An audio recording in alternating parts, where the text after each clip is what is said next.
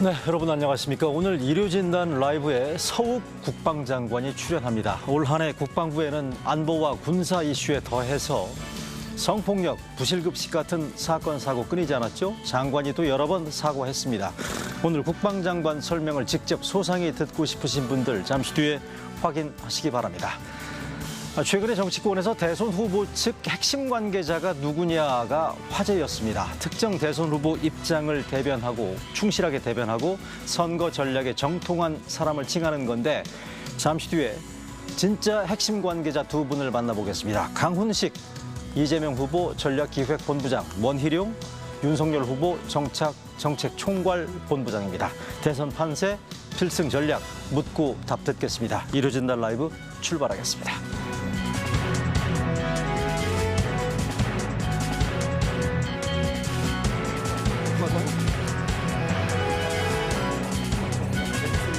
제가 직접 썼는데.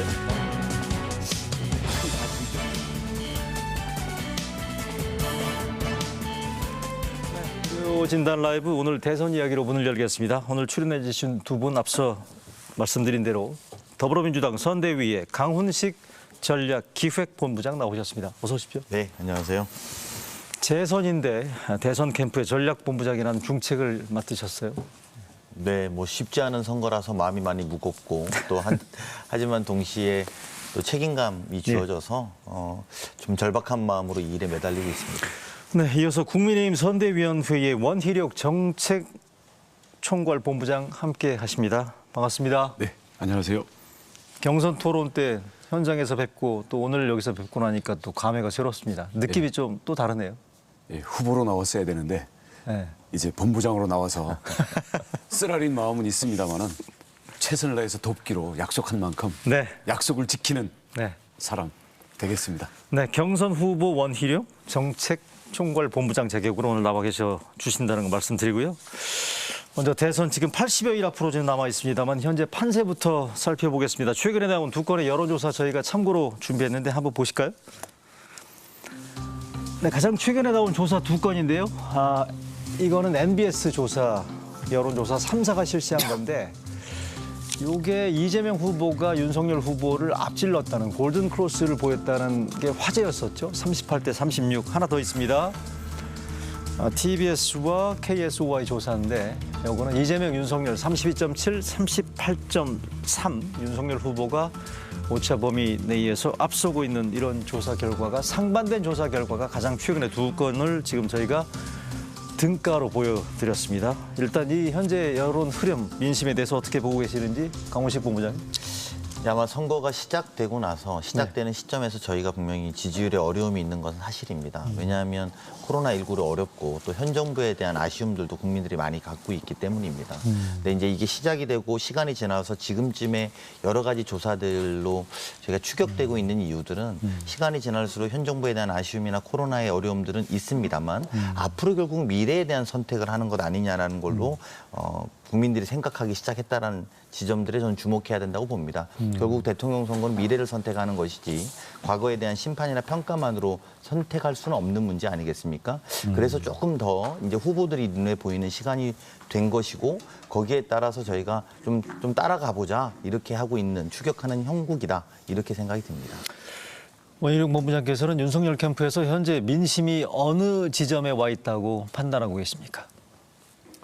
여론조사 수치는 저희는 의미가 없다고 봅니다. 추세가 문제인데요. 정권 교체 여론이 워낙 압도적인데 후보 지지가 그것을 다 흡수를 못하고 있죠.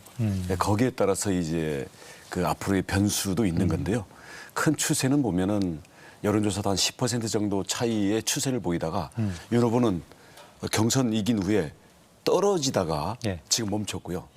이재명 후보는 처음에 선대위 출범하면서는 굉장히 떨어져 있다가 좀 날렵하고 또 현장 위주로 후보의 목소리를 높이면서는 올라가다가 또 멈춰 있는 것 같아요. 그래서 현재는 사실은 붙어 있다고 보고요. 아, 그렇게 보세요? 예.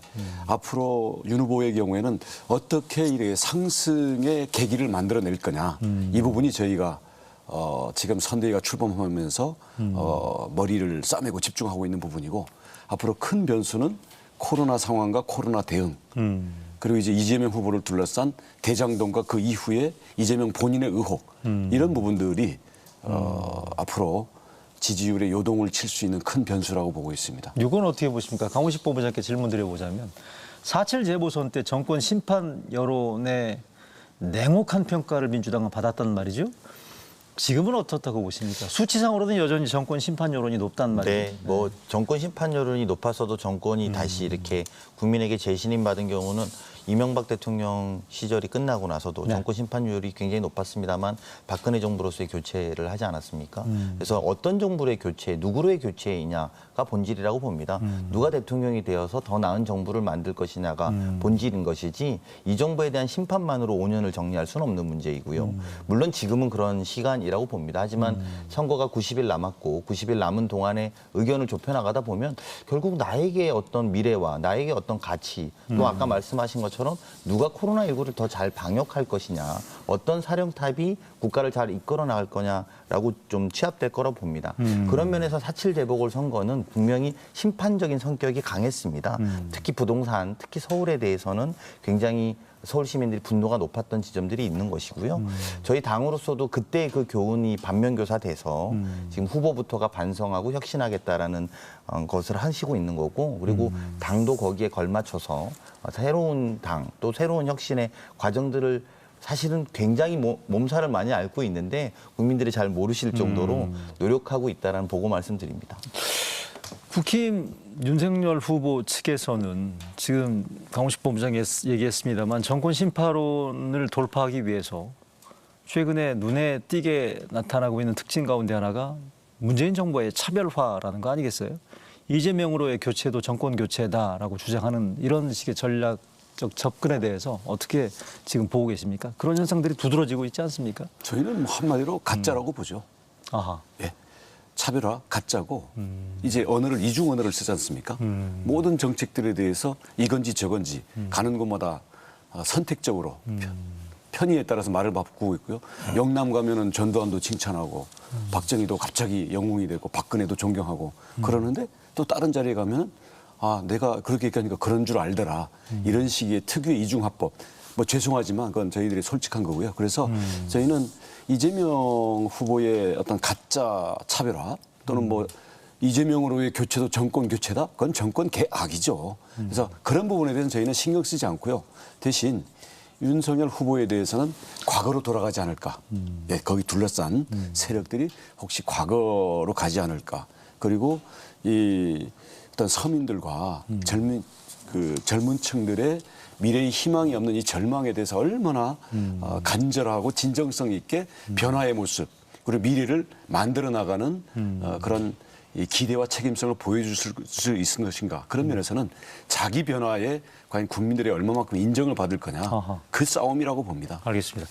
그러면 각 후보 측의 당면한 과제들 제일 먼저 떠오르는 게 2위 차지한 후보와의 협력 문제 아마 비슷할 겁니다. 이재명 후보 측에는 이낙연 후보가 있고 윤석열 후보 측에는 홍준표 후보와의 협력과 연대라는 부분들이 절실한 과제일 수 있겠는데 어떻습니까? 강훈식 본부장께. 이낙연 후보 어떻습니까? 지금 이렇게 왜 아직도 선뜻 손을 제대로 내밀고 있지 않다고 보십니까? 근데 약간 이번 선거, 이번 대통령 선거 들어와서 약간 그 기이한 현상들은 과거 보면 2등이나 3등 후보가 대선 캠페인 때 나타나는 게 관례였거든요. 근데 이제 지금 다들 지금부터 선거가 좀 많이 남았는데도 불구하고 왜 지금 같이 안 다니냐는 질문들을 굉장히 많이 하는 편입니다. 역대 대통령 선거에서 보면 선거 캠페인이 시작된 다음에 2등 후보나 3등 후보가 결합되거든요. 뭐 우리 그 원희룡 후보님처럼 캠프에 아예 들어간 경우 굉장히 이례적인 경우인 것이죠. 그러니까 보통은 유승민 후보라든지 뭐 홍준표 후보라든지 아마 다 나타나실 거예요. 그리고 그게 융합되는 건 전혀 어렵지 않다고 봅니다. 특히나 이낙연 후보도 실제로 여러모로 잘 돕고 있고 또 다 아시겠습니다만 우리 저희 같이 출범식 날 깨끗한 승복과 힘을 모으겠다는 모든 후보의 다짐과 결의가 있었습니다. 그래서 그러고 이제 아마 국민들이 관심 가지시는 건 그럼 언제 나타날 건데 이제 이런 대목일 텐데요. 제가 볼 때 머지 않아서 같이 다니시는 모습을 보게 될 거라고 생각합니다. 근데 여기 같은 경우에는 김종인 총괄 선대위원장이 나름대로 무게 중심을 잡고 선대위를 이끌고 있는데 이재명 후보 같은 경우에는 지금 거의 혼자 단독 플레이를 하고 있지 않느냐 이런 평가들도 있지 않습니까? 네. 그래서 이낙연 후보에게 윤석열 후보 측의 김종인 역할을 기대하는 그런 목소리들도 꽤 있단 말이죠. 네. 아니 근데 저는 되게 재밌는 현상이 또 하나 이번 대통령 선거에 있는데 대통령제에서 대통령 선거는 대통령 후보 보고 뽑는 겁니다. 대통령 선대위원장을 보고 뽑는 경우는 별로 없지요. 그리고 미국 대통령 선거만 우리 가만 봐도 바이든하고 트럼프의 대결에서 누가 선대위원장인지 중요하지 않거든요. 바이든이 뭐라고 말하는지, 트럼프가 어떤 생각을 갖고 있는지가 대통령제 대통령 선거의 기본입니다. 그의 가치와 철학에 우리의 5년을 걸게 되는 것이지 않습니까? 근데 이게 유난히 좀 이번 선거는 이상하게 후보가 잘 안 보이는 전략을 구사하는지는 잘 모르겠습니다. 야당에서. 근데 저는 더 솔직하게 말하면 국민들에게 나의 생각이 무엇이고 나에게 나라를 이끌게 힘을 달라라고 이야기하려면 본인이 나타나서 말을 하는 것이지 선대위원장이 그 이야기를 한다고 해서 국민이 믿지는 않을 거라고 봅니다. 근데 그런 측면에서 보면 후보만 보이는 민주당이 이상하는 것이 아니라 후보가 안 보이는 국민의힘이 이상한 거 아니냐, 선대위원장만 보이는 국민의힘이 이상한 거 아니냐 이런 질문은 안 드릴 수 없다 봅니다. 그 동의하십니까? 왜 후보가 안 보인다고 하시죠? 몸집도 우리 윤석열 후보가 훨씬 큰데요. 지금 원래로 돌아가서 그 2위 후보의 경우인데 이낙연 우리 후보의 경우에 뭐 물론 나중에 나타나시겠죠. 당연히 그러실 겁니다. 근데 제가 요새 트위터를 많이 보는데요. 내가 팔로우 돼 있는 게 이낙연 지지자들한테 좀 많이 돼 있어요. 그래요? 하다 보니까. 근데 이재명 후보에 대한 공격이 저희보다 더 강해요. 거기에서 제가 힌트를 많이 받습니다, 사실. 오히려 이재명 후보의 문제점에 대한 모니터링과 어떤 이 과거에 대한 뭐랄까요, 포렌식 수준의 지금도 그렇습니까? 지금도 보여드릴까요? 지금도 이제 계속 올라오고 있을 겁니다. 그래서 네. 그 어떤 빙산의 물밑에서의 그 지지 세력과 지지 세력들이 과연 명분 또는 이재명 후보를 부끄러워하지 않고 받아들일 수 있냐, 이 점에서는 아주 그 간극이 큰 걸 느끼고요. 그리고 예를 들어서 경기도 경우에도 이낙연 후보의 지역 책임을 맡았던 그런 분들이 지금 이재명 후보 교체론을 바라고 있고요. 거기에서 경기도에서도 이재명 후보가 3% 지는 민주당 내부의 여론조사 결과를 저희들이 다 갖고 있거든요. 그래서 그런 부분에서 물론 뭐 저희들도 같은 동병상련을 앓고는 있습니다만은 저쪽이 훨씬 중환자실인 것 같아요. 홍하고의 협력은 어떻습니까? 홍준표 후보와의 협력. 뭐 우리도 낙관할 수는 없습니다만은 그래도 옆집보다는 좀 나은 것 같아요. 홍준표 후보가 2007년 대선 때 이명박 후보를 간접 지원했던 박근혜 후보의 전례를 따를 수 있다고 보십니까? 같이 유세차는 않다더라도. 아니 그때도 박근혜 후보가 네. 나중에 가서는 네. 손은 안 잡았던 걸로 기억나는데. 네, 손은 안 잡았지만 네. 지역 다니면서 유세를 했죠. 지원 유세를 했었던 지원 거죠. 유세를 아주 열심히 했죠. 네. 그리고 그게 그 이후에 박근혜 그 후보가 이명박. 다음 대통령이 될 수 있는데 어느 정도 녹이는 역할이 됐었죠. 우리 홍준표 후보도 뭐 다음번에도 후보로서든 국가의 정치 원로로서든 그런 본인이 생각하는 그 애국심을 국민과 함께 호흡하고 특히 요새는 뭐 그 청년 네. 저 인터넷도 많이 하지 않습니까? 굉장히 기분이 좋으신 것 같아요, 요새. 11월 5일 그날은 좀 좋지만 심기가 굉장히 불편하셨다고 한다면 홍준표 후보가 한 달 뒤인 지금에는 상당히 좀 노곤노곤 마음이 좀 좋으신 상태라서 저는 좀 생각보다 빨리 풀릴 수 있다. 그렇게 보고 있습니다. 이제 뭐 원본부장님께서 우리 당의 상황을 우리보다 더 잘 아셔서 참 다행스러운지 불행한지 잘 모르겠는데 제가 알기로는 그보다 많이 좋은 상황입니다. 그리고 아마 그러기를 바랍니다. 걱정하지 마십시오. 너무 아마 머지않아서 보실 거예요. 그리고 아마 우리가 후보가 같이 1위 후보, 2위 후보가 같이 다니게 되면 아마 또 홍준표 후보랑 다녀야 된다는 그쪽 여론이 또 생길 수밖에 없을 거라고 보고 제가 이제 저희가 대장동 더 시리즈를 이제 총 공세를 이제 시작을 할 텐데요. 후보가 교체될까 봐. 아니 걱정하지 마시고요. 대장동 이슈 좀 이따 다시 이따라도 다뤄보고요. 이야기하시면 되죠. 알겠습니다. 그러면 이재명, 이낙연, 윤석열, 홍준표 손잡는 부분들은 거의 두 분 말씀 들어보면 시간 문제로 들리네요. 양쪽에서 우선 저희 말씀하시는 쪽은 게. 그렇습니다. 네, 여기도 저희도 그렇게 저는 뭐 올해를 낙관하시는 넘기지 거네. 않고 제가 볼 때는 올해를 그런 넘기지 모습 않는다? 다 볼 수 있을 거라고 봅니다. 전략기획본부장이시니까 양쪽 후보 측 분위기나 이런 부분들을 잘 파악하고 있을 걸로 생각하고요. 자, 그러면 개별 이슈 하나 더. 코로나 상황이 지금 대단히 심각하고요. 이 문제가 앞으로 아마 대선에 상당한 쟁점이 될 수밖에 없지 않느냐. 뭐 이거에 대해서는 이론이 없을 것 같아요. 그래서 피해 지원 문제가 상당히 주요 이슈로 지금 부각되고 있는 그런 양상인데 어제 그 이재명 후보, 윤석열 후보가 관련 발언을 한 게 있는데 잠시 들어보실까요? 네. 25조 원만 지원을 더 하시라. 이랬더니 그 절대 안 된다고 반대하고 막 책 난리를 치더니 바로 윤석열 후보께서 50조 지원하자. 그래서 아이고 훌륭하십니다. 그래서 제가 50조 지원 하십시오. 본인의 공으로 인정합니다. 적극 찬성합니다. 훌륭하십니다. 그랬더니 내년에 당선되면 하겠습니다. 여당의 후보가 김종인 박사께서 100조 얘기를 하시니까 나와서 우리하고 논의를 하고 토론을 하자 이랬잖아요. 그러니까 그걸 환영하는 듯한 발언을 하면서 그러면은 먼저 여당의 집권 여당의 후보가 여당 그 대통령에게 행정부를 설득해서 먼저 추경안을 편성해서 국회에 제출하도록 한 다음에 정치인들끼리 거기에 대한 논의를 하면 되는 것이다. 자, 각 후보 본인 얘기를 직접 들어보셨는데 그럼에도 불구하고 좀 오락가락해서 유권자들이 시청자들이 헷갈리는 부분들이 있는 것 같아요.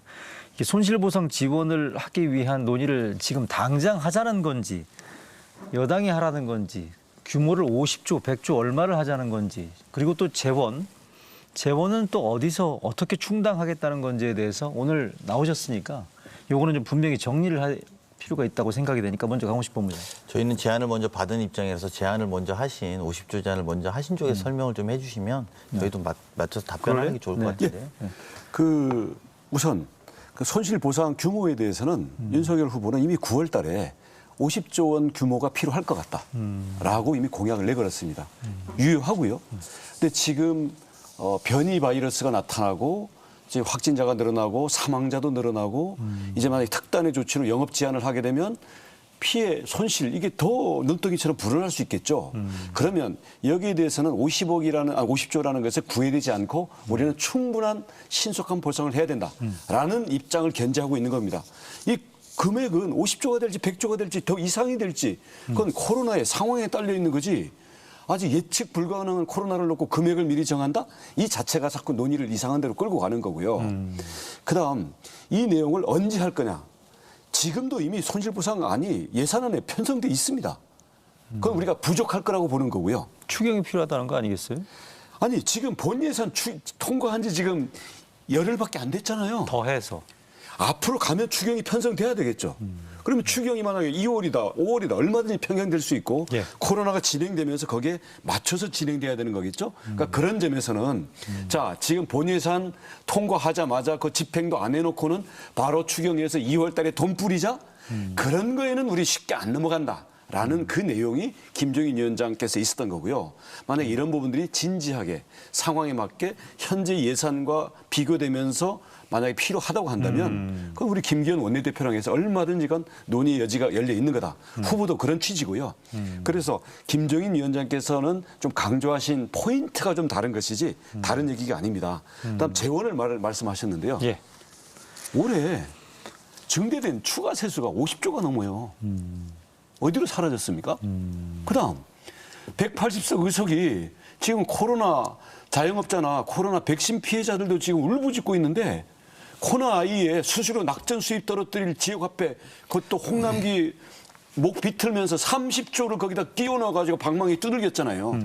그래 놓고는 또 돈 쓰자? 이런 식으로 하면 안 된다. 거기에다가 국토보유세 걷어자, 국채 발행하자, 아니면 낮에 국채 발행한 다음에 그 한국은행한테 뒤집어 씌우자. 이런 식의 재원 마련에 대해서 우리는 동의할 수 없다. 그래서 우리는 추가 세수와 세출 조정 이것부터 하면 올해의 예를 봤을 때 50조 원은 현재 민주당의 뭐 경제는 정치라면서 선십석 예산 그리고 180석을 가지고 자기네 마음대로 펑펑 쓰면서 경제부총리까지도 무시하는 이 부분만 바로잡아도 재원에 대한 시급한 것은 해결이 된다. 알겠습니다. 여기에 일단. 대해서 먼저 답변하십시오. 네, 그 말씀 잘 주셔서 다행입니다. 일단 저 백조 논란이 처음 이야기된 건 지난 총선 때 김종인 위원장이 국민의힘의 비상대책위원장 할 때 말씀하셨던 겁니다. 네. 그래서 백조를 그때 주장을 처음 하셨죠. 그래서 그런 코로나를 위해서 기금이 필요하다 이렇게 말씀을 하셨고요. 그리고 우리가 지난 1년 6개월 동안 여러 번의 추경을 편성하는 동안 야당은 후세에게 빚을 남겨준다고 하면서 그 문제에 대해서 완강한 태도로 보였기 때문에 아니, 말씀 중에 말씀을 쭉 죄송한데 들어주시고 잠시만요. 한 40조가 이미 지출이 됐어요. 그러니까 말씀을 쭉 들어주시고 하시는 네네. 게 순리죠. 제가 다 들었는데. 그래서 그 백조의 이야기는 그래서 약간 신빙성에 대해서 저희로서는 약간 의심하고 있었던 차인데 그런 와중에 윤석열 후보께서 50조를 소상공인에 지원하자고 하셨습니다. 그래서 저희가 좋은 일이다. 환영할 만한 일이다. 이렇게 말을 하고 김종인 위원장이 그 다음에 이어서 100조 하자. 이렇게 이야기했습니다. 그래서 우리 당의 송영길 대표가 그럼 사자회담을 당장 열고 추경 편성을 논의하자 이랬더니 그건 당선된 다음에 할 일이다 이렇게 말씀을 주셨어요. 예. 그래서 저희가 그게 어떻게 된 거냐 하고 죄송합니다. 이재명 후보가 당장 후보대 토론을 합시다 이렇게 하니까 이제 또 우리 윤석열 후보가 추경 편성에 동의한다 당장 논의해도 좋다 이렇게 이야기하신 이 흐름을 지금 그렇게 말씀하신 거고요. 그래서 저희로서는 그리고 어제 제가 김재원 최고위원하고 또 어디 방송에서 토론을 했더니 100조랑 50조는 또 다른 거랍니다. 100조는 기금이고 50조는 손실보상이라고 합니다. 그래서 저는 정확한 방향을 잘 모르겠습니다. 일단 첫 번째는 다 말씀하시는 분들마다 이야기하는 게 다릅니다. 두 번째는 이렇게 해서 이걸 진행하자 이랬더니 그거는 너희들이 당과 정부가 협상해갖고 안을 갖고 와라 이렇게 말씀하십니다. 일반적으로는 추경은 그렇게 하는 게 맞습니다. 그렇지만 지금은 그런 상황이 아니라 야당의 대선 후보가 이 주장을 시작하셔서 이 문제가 논의되고 있는 것 아니겠습니까? 그래서 말씀하신 것처럼 추경을 편성한 지 열흘밖에 되지 않았고 그런데 지금 정부가 다시 추경을 편성하다는 건 너무 난센스한 이야기 아닙니까?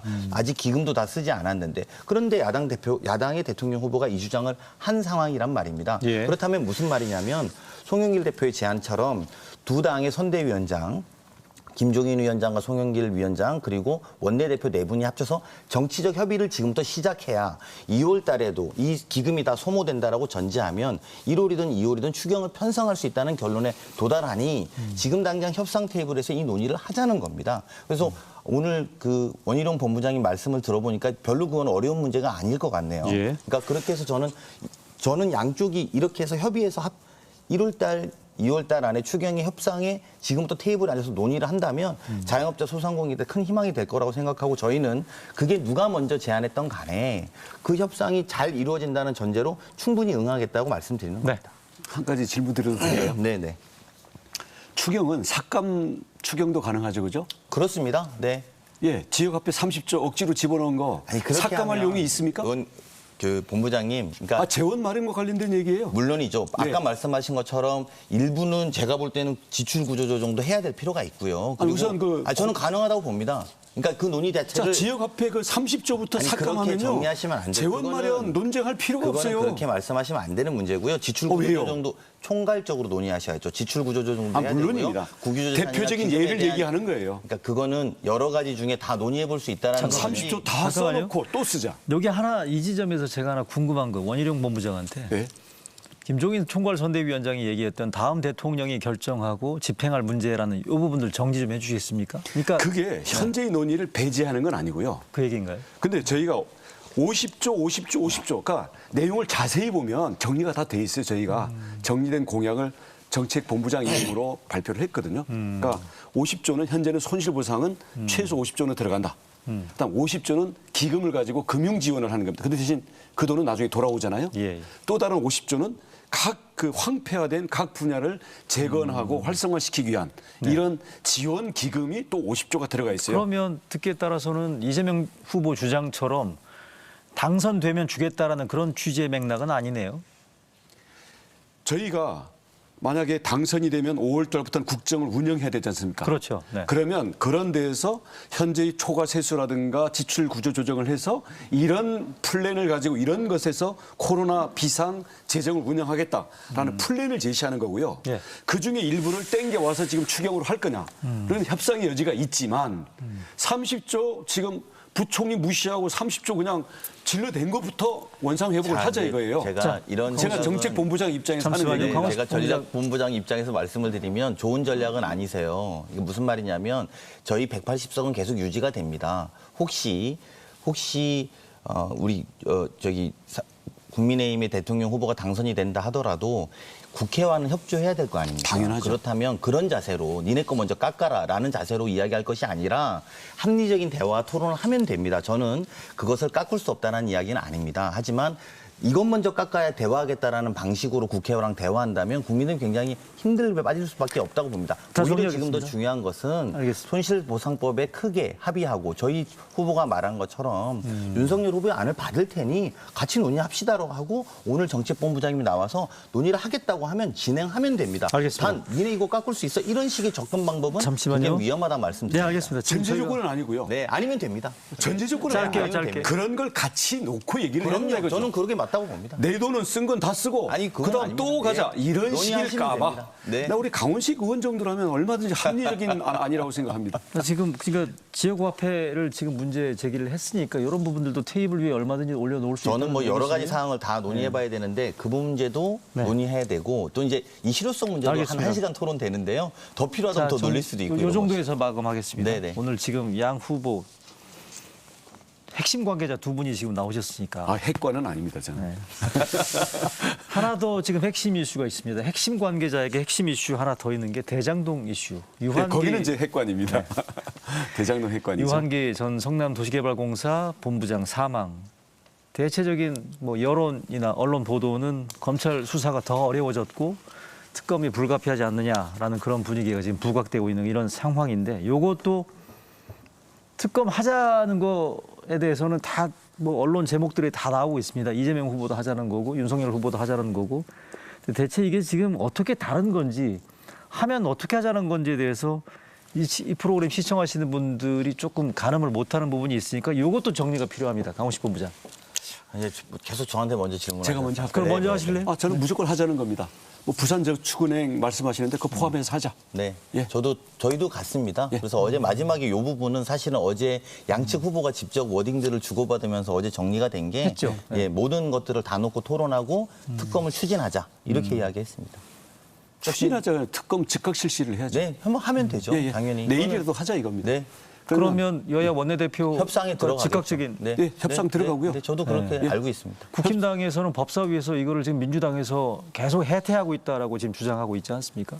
부산저축은행이고 뭐 연희동 집이고 이거 다 포함해서 하자. 네. 후보가 벌써 한 일주 전에 얘기를 했습니다. 네, 모든 걸 다 놓고 하자는 거에 저희도 찬성하고요. 예. 같이 놓고 하면 됩니다. 그래서 이재명 후보가 이게 왜 중간에 제가 설명을 원내대표한테 지시를 해야 됩니다. 지시도 이미 했고요. 예. 그리고 제가 이게 왜 중간에 그러면 예. 더 한다고 하는데 안 했냐. 이제 보면 사실은 이제 국민의힘에서 법도 만들었는데 왜 이거 안 하냐 이런 이야기들도 많았잖아요. 제가 이제 예, 시청자들을 설명하기 위해서 말하면 이 법명 자체가 어떻게 돼 있냐면 더불어민주당 이재명 대통령 선거 예비 후보의 대장동 개발 관련 특혜 제공 및 연루 등의 진상 규명을 위한 특검법이에요. 그러니까 이게 법명 장체에 이렇게 갖다가 올려놓은 거예요. 그러니까 이제 저희로서는 단훈이 하자 이런 취지인데 왜 더불어민주당 이재명 대통령 후보에 이렇게 그냥 법명을 해놓으니 이게 특검을 하자는 게 아니지 않냐. 그러니까 모든 의혹을 다 담아서 하자는 근본 취지가 반영된다면 당장 즉각 실시하고 그 실시를 위한 논의도 바로 열어야 되는 거죠. 그러니까 같은 내용입니다. 네. 제가 볼 때. 저희가 드릴 말씀이 있는데 예. 만약에 특검이 내일이라도 시작되면